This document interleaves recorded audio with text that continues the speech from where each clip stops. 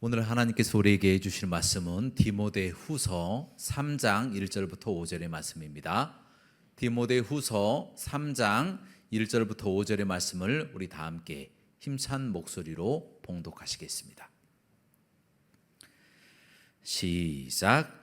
너는 이것을 알라. 말세에 고통하는 때가 이르러 사람들이 자기를 사랑하며 돈을 사랑하며 자랑하며 교만하며 비방하며 부모를 거역하며 감사하지 아니하며 거룩하지 아니하며 무정하며 원통함을 풀지 아니하며 모함하며 절제하지 못하며 사나우며 선한 것을 좋아하지 아니하며 배신하며 조급하며 자만하며 쾌락을 사랑하기를 하나님 사랑하는 것보다 더하며 경건의 모양은 있으나 경건의 능력은 부인하니 이 같은 자들에게서 내가 돌아서라. 아멘.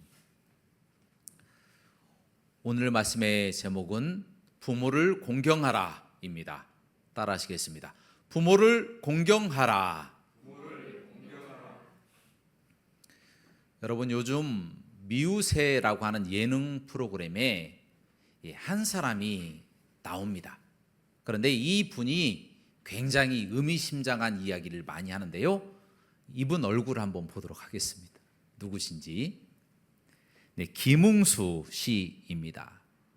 그런데 이분은 전략정신이 굉장히 투철하더라고요. 이분이 그 연예인 집에 찾아가서 이 세면대에 물을 보통은 받지 않고 흐르는 물에 씻잖아요. 그런데 이분은 세면대에 물을 받아서 손을 씻습니다. 받아서 손을 씻고 거기에 그 물이 아깝다고 자기 양말을 벗어가지고 그 세면대에 빠는 겁니다. 또 이분이 전략정신이 굉장히 투철한데요, 이분이 치약이 아까워서 치약을 안 쓰고 물로만 양치를 한다고 합니다. 물로만 양치를 해요. 치약을 안 쓰고. 또 이분이 심지어 얼마나 돈이 아까웠는지 결혼식 날을 윤일이라고 하잖아요. 4년마다 한 번씩 돌아오는 2월 29일에 결혼식 날을 딱 정한 거예요. 아내에게 결혼 기념일 때마다 무엇인가를 해줘야 되잖아요. 그것이 아까워가지고 4년 만에 한 번씩 돌아오는 윤일에 2월 29일에 결혼식 날을 딱 정해서 결혼할 정도로 굉장히 짠내가 풀풀 나는 그런 사람이에요. 전략정신이 굉장히 투철한 분이다라는 겁니다. 그런데 이분이 좀 지나치다 그렇게 생각을 했는데 그 분의 과거의 이야기를 들어보니까 그럴만도 하겠다, 어느 정도 공감이 가더라고요. 그분이 20대 때에 연극을 하는데 대학로에서 열심히 연극을 하고 이제 배가 고프잖아요. 배가 고픈데 윤문식이라고 하는 배우 있잖아요. 윤문식 그 선배가 이 김웅수 씨에게 조용히 귀에 대고 응수야, 너만 중국집으로 따라와, 그렇게 이야기를 하더랍니다. 그래서 이분이 이 윤문식 배우를 따라간 겁니다.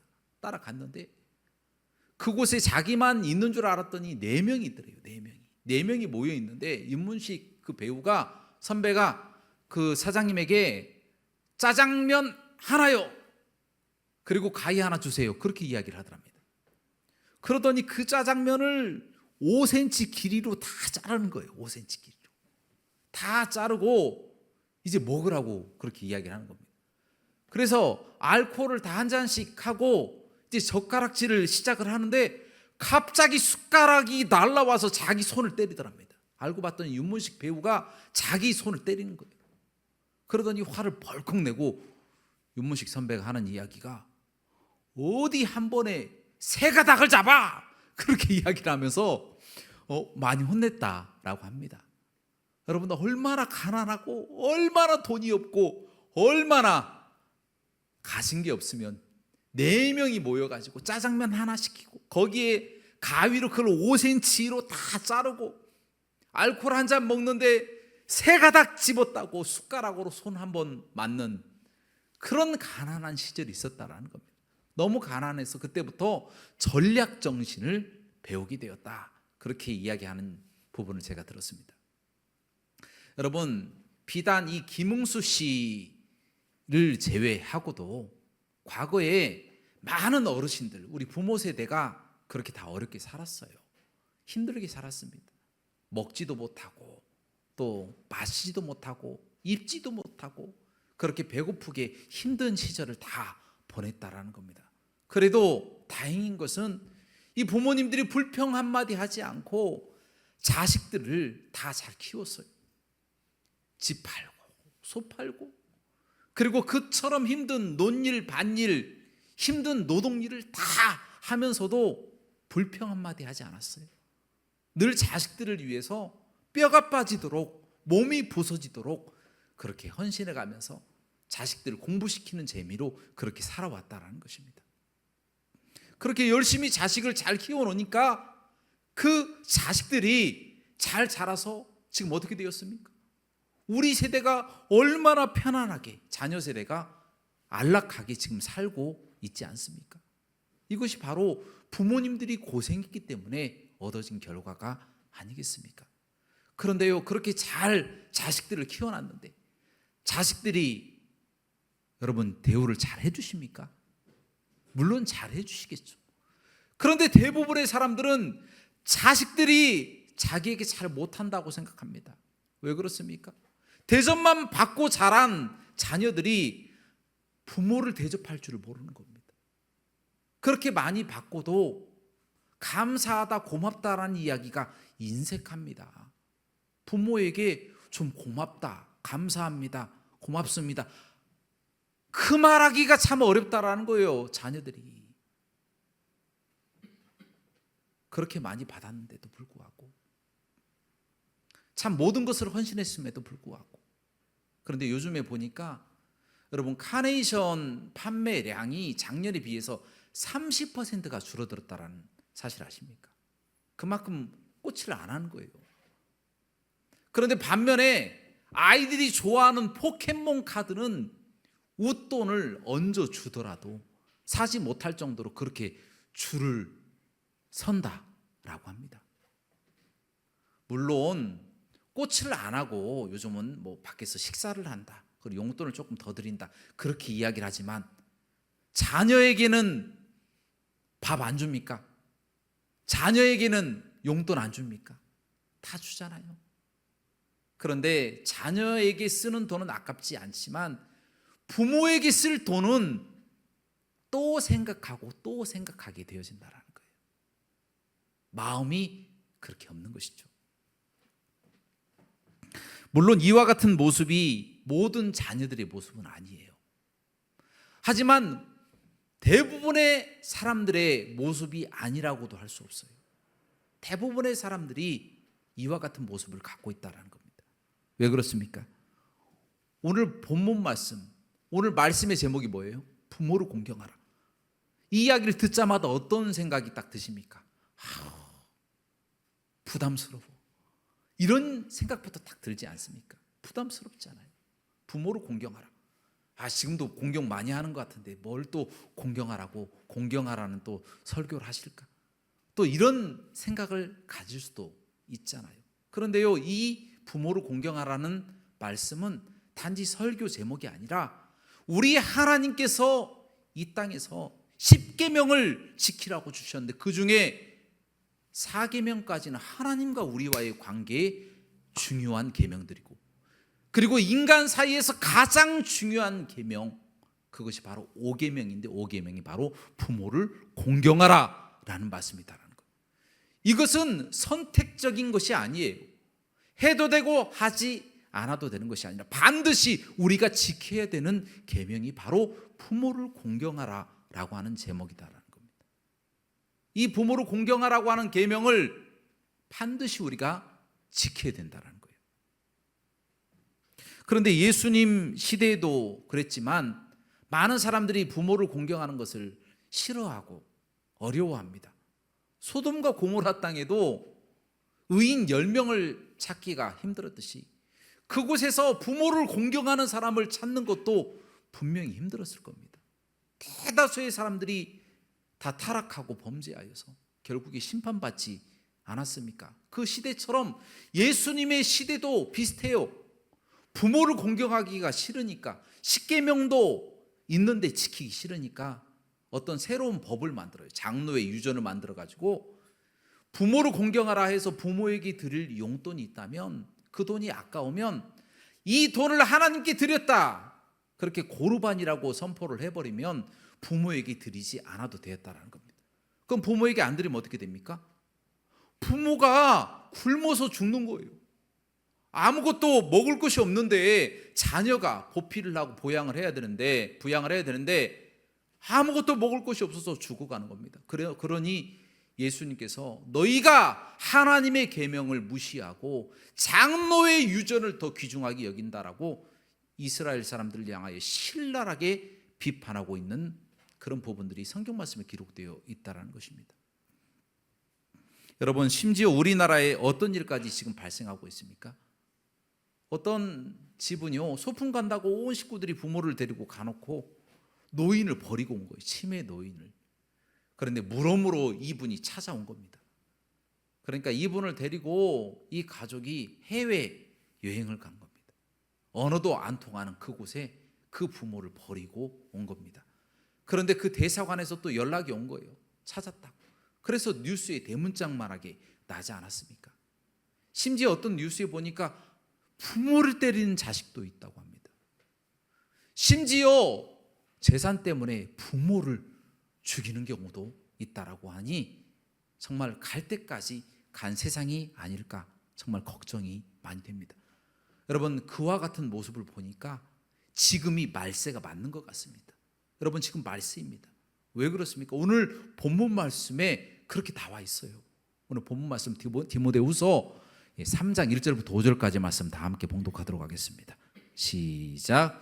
너는 이것을 알라. 말세에 고통하는 때가 이르러 사람들이 자기를 사랑하며 돈을 사랑하며 자랑하며 교만하며 비방하며 부모를 거역하며 감사하지 아니하며 거룩하지 아니하며 무정하며 원통함을 풀지 아니하며 모함하며 절제하지 못하며 사나우며 선한 것을 좋아하지 아니하며 배신하며 조급하며 자만하며 쾌락을 사랑하기를 하나님 사랑하는 것보다 더하며 경건의 모양은 있으나 경건의 능력은 부인하니 이 같은 자들에게서 내가 돌아서라.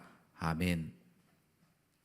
여러분, 말세가 되면 어떤 일이 발생한다고 기록되어 있습니까? 자기를 사랑한다는 거예요. 돈을 사랑한다는 거예요. 사나워진다는 거예요. 절제하지 못하고 교만하고 자만해진다는 거예요.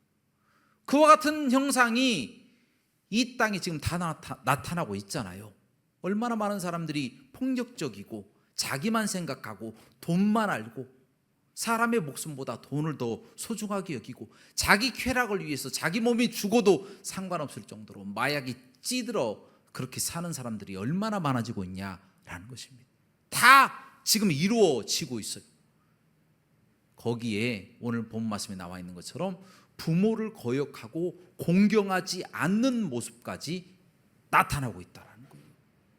그러니 지금이 말세가 아니고 무엇이라고 이야기할 수 있겠습니까? 말세라는 거예요. 여러분, 말세다 그렇게 자주 들으니까 이 이야기가 별 이야기 아닌 것처럼 그렇게 느껴지잖아요. 그런데요, 말세라고 하는 것은요, 심판이 함께 공존하는 것입니다.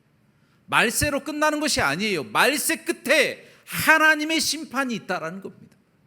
이 말세의 형상이 나타나고 말세의 모습이 자꾸 보여지면 그 결론적으로 하나님의 심판이 주어진다는 것을 우리가 꼭 기억하시길 바랍니다.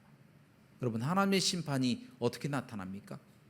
예레미야 시대에 보니까 하나님께서 예레미야 선지자에게 명령하여서 하나님의 계명을 지키고 너희들이 하는 행동을 버리고 악을 버리고 나에게 돌아와라. 그리하면 내가 내릴 재앙을 돌이킬 것이다라고 말씀하고 계십니다. 돌이킬 것이다라고 말씀하고 계십니다. 그럼에도 불구하고 이스라엘 사람들이 하나님의 말씀을 듣지 않죠. 그 결과 어떻게 됩니까? 심판이 이스라엘 땅에 임하게 되어서 재앙이 임하게 되어서 남유다 왕국이 멸망해 버리고 말았다라는 것입니다. 반드시 하나님의 심판은 재앙으로 귀결되게 되어 있다라는 겁니다. 어떻게 됩니까? 탕자처럼 되게 된다는 거예요. 탕자. 여러분, 탕자가 누구예요? 여러분도 잘 아시는 누가복음에 나와 있는 그 탕자. 그 탕자가 맞습니다. 예수님의 비유 속에 있는 탕자. 여러분, 탕자가 아버지의 말을 어기고 밖으로 뛰쳐나갑니다. 유산을 받아가지고 외국에 나가서 창기들과 함께 모든 것을 다 먹고 허랑방탕하고 다 탕진해 버렸어요. 그리고 먹을 것이 없으니까 나중에 돼지들이나 먹는 쥐염 열매를 먹는 겁니다. 그것도 배부르게 먹지 못할 정도로 가난한 생활을 하게 되었다라는 것입니다. 그것이 무엇입니까? 심판당한 거예요. 아버지 말 안 듣고 범죄하다가 심판당한 겁니다. 여러분, 비가 한번 내리기 시작하면 다 쏟아질 때까지 그치지 않습니다.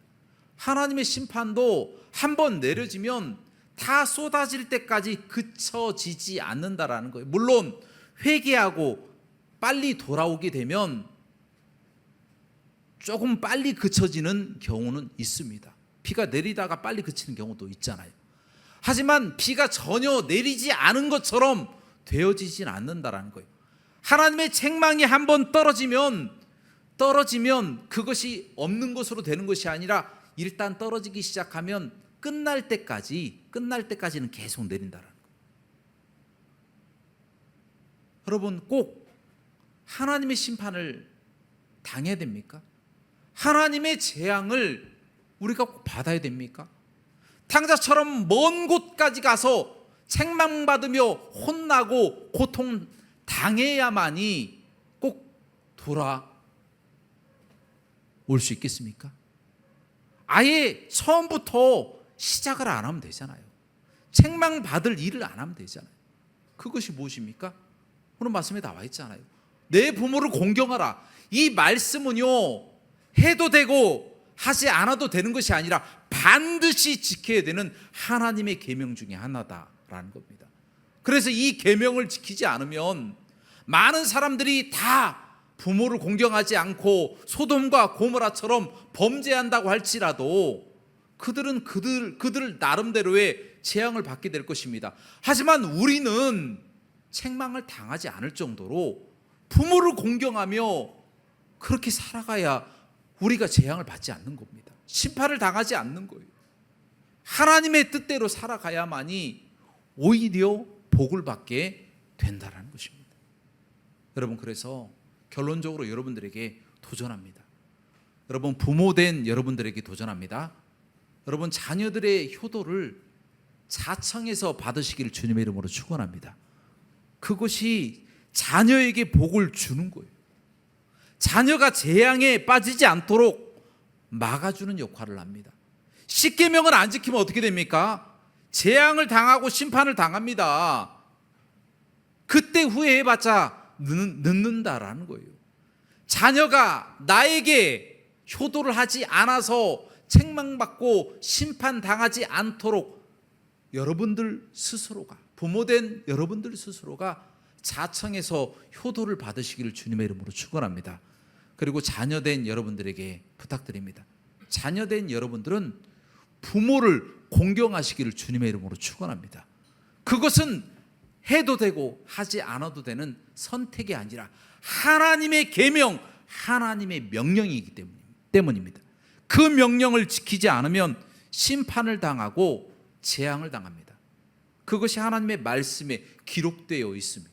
말세 지말에 모든 사람들이 다 부모를 거역하고 부모를 공경하지 않는다고 할지라도 우리는 부모를 공경해야 합니다.